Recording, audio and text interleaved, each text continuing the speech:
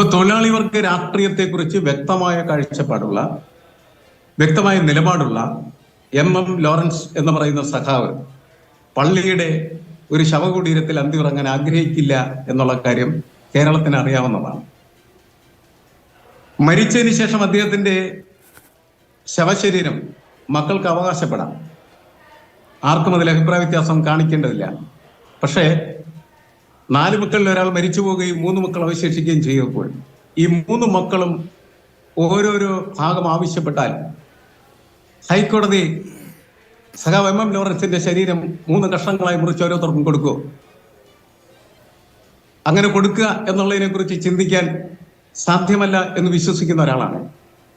അപ്പോൾ മരിച്ചുപോയ ലോറൻസിനോട്, അദ്ദേഹത്തിന്റെ ധീരമായിട്ടുള്ള ചരിത്ര പശ്ചാത്തലത്തോട്, തോട്ടികളെ സംഘടിപ്പിക്കാൻ അദ്ദേഹം കാണിച്ച അത്യപൂർവമായിട്ടുള്ള മനുഷ്യത്വത്തിനോട് കൂറു പുലർത്താനായിട്ട് ആഗ്രഹിക്കുന്ന ഒരു വ്യക്തി, മകളോ മറ്റുള്ളവരോ ആരായിക്കൊള്ളട്ടെ, അവർ പുലർത്തേണ്ടത് അദ്ദേഹത്തിന് മാന്യമായ വിട നൽകുക എന്നുള്ളതാണ്. ആ മാന്യമായ വിട നൽകൽ എന്നത് ഇന്ന് ടൗൺ ഹാളിൽ ഉണ്ടായില്ല. ഞാനവിടെ ഉണ്ടായിരുന്നു. കാരണം എന്നെ സംബന്ധിച്ചിടത്തോളം എൻ്റെ അച്ഛനെ പോലെ ഞാൻ ബഹുമാനിക്കുകയും സ്നേഹിക്കുകയും ചെയ്യുന്ന വ്യക്തിയാണ്. എൻ്റെ അച്ഛൻ സഖാവ് NK മാധവനും അതുപോലെ സഖാവ് വറുതുകുട്ടിയും എടപ്പള്ളി പോലീസ് സ്റ്റേഷനിൽ അറസ്റ്റിലായി ഭീകരമായ മർദ്ദനത്തിന് വിധേയമായി മരിച്ചു എന്ന വാർത്തയുടെ അടിസ്ഥാനത്തിലാണ് 17 സഖാക്കൾ പോലീസ് സ്റ്റേഷൻ ആക്രമിക്കുകയും അവരെ പുറത്തു കൊണ്ടുവരാനായിട്ട് ശ്രമിക്കുകയും ചെയ്തത്. പക്ഷേ ആ ആക്രമണത്തിൽ 2 പോലീസുകാർ മരിച്ചു എന്നല്ലാതെ അകത്ത് കിടന്ന സഖാക്കളെ വിമോചിപ്പിക്കാനായിട്ട് ഈ ആത്മഹത്യാ സ്ക്വാഡ് അംഗങ്ങൾക്ക് കഴിഞ്ഞില്ല. അതിന്റെ ഒരു ഭീകരതയും പൈശാചികതയും പിന്നെ അകത്ത് കിടന്നവർക്കാണ് അനുഭവിക്കേണ്ടി വന്നത്. എൻ്റെ അച്ഛനെ പോലീസ് ഏതാണ്ട് 90 ദിവസം കുളിപ്പിക്കാതെ ഇടിച്ചു. അദ്ദേഹം ധരിച്ചിരുന്നതായിട്ടുള്ള ഷർട്ട് അദ്ദേഹത്തിന്റെ തൊലിയിൽ ഒട്ടിച്ചേർന്നു എന്നാണ് പിന്നീട് അദ്ദേഹം എന്നോട് പറഞ്ഞിട്ടുള്ളത്. അങ്ങനെയുള്ള ധീരമായിട്ടുള്ള ഒരു പ്രവർത്തനം നടത്തിയ ലോറൻസിന്റെ മനസ്സിൽ മറ്റേതെങ്കിലും തരത്തിലുള്ള ചിന്തകൾ കടന്നു വരും എന്ന് നമ്മൾ ഒരിക്കലും കണക്കാക്കേണ്ടതില്ല. കാരണം അവസാന കാലം വരെയും അദ്ദേഹം നിരന്തരമായിട്ട് പോരാട്ടം നടത്തുകയും അദ്ദേഹം വിശ്വസിച്ച പ്രത്യയശാസ്ത്രത്തിന്, പ്രത്യേകിച്ച് ഇൻഫർമേഷൻ ഏജിലെ ഒരു ക്ലാസ് വാർഫെയർ എന്താണെന്നതിനെ കുറിച്ച് കേരളത്തിൽ ചിന്തിച്ച അപൂർവ നേതാക്കളിൽ ഒരാൾ കൂടിയായിരുന്നു അദ്ദേഹം. അങ്ങനെയൊക്കെ ചിന്തിക്കുന്നതായിട്ടുള്ള ഒരു മനുഷ്യനെ എന്തിനാണ് പള്ളിയുടെ തെമ്മാടിക്കുഴിയിലോ അല്ലെങ്കിൽ പള്ളിയുടെ മണ്ണിലോ കുഴിച്ചിടാനായിട്ട് ആഗ്രഹിക്കുന്നത്?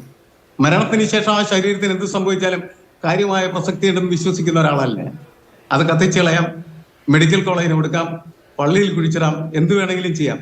അതൊക്കെ സ്വാഭാവികമായിട്ട് ബാക്ടീരിയൽ ഗ്രോത്ത് കൊണ്ട് നശിച്ചു പോവുകയോ അല്ലെങ്കിൽ നമ്മൾ കത്തിച്ച് ചാരമാക്കുകയോ ചെയ്യുന്നു എന്നുള്ളതാണ്. അത് മനുഷ്യനെ സംബന്ധിച്ചിടത്തോളം മനുഷ്യ പ്രകൃതിയുടെ ഒരു ഭാഗമായിട്ട് സമൂഹം സ്വീകരിച്ചു വരുന്നതായിട്ടുള്ള നടപടിക്രമങ്ങളാണ്. പക്ഷേ ശവശരീരത്തിന് വേണ്ടി ഒരിക്കലും പിടിവിലികൾ ഉണ്ടാകരുത്.